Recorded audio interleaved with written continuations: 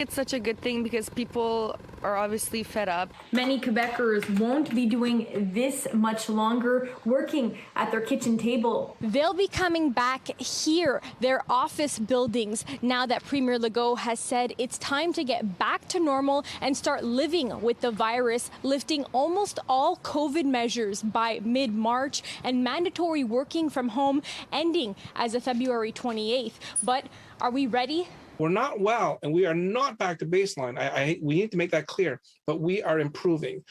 And so for those reasons, you can envision that the deconfinement that was proposed over the next month, not happening within the next 24 hours, but happening over the next month, could be a reasonable plan as long as they are attached to those metrics. The mask mandate and vaccination passport will remain in place until at least March 14th, when by then all will be reopened and full capacities allowed. We'll see then if it's still a lever that has all the efficacy that it has had in the last few months, and in particular in that period.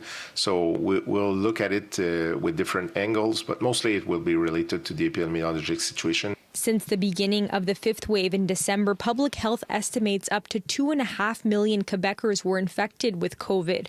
Hospitalizations are decreasing with just over 2,300 COVID patients, but Quebec says an increase is expected with reopenings.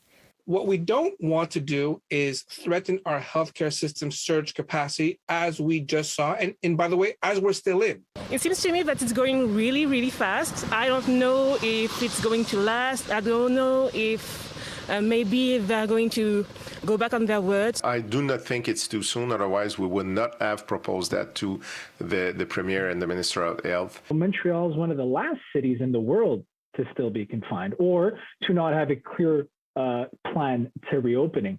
So there was a real risk for us to lose hundreds of millions of dollars in events, and of course, for our businesses to struggle much harder than would have been last year. Montreal's downtown core had 300,000 office workers in the area pre-pandemic. The imminent return to in-person work is expected to boost the economy and, for many, their mental health. I'm supposed to be at an office. My boss is paying tons of money for rent while people are living in their homes. It's making me crazy. Alleviating some of the stress that people feel because of those restrictions is really a good thing. The word you can describe my feeling is freedom. In Montreal, Alyssia Rubertucci, City News.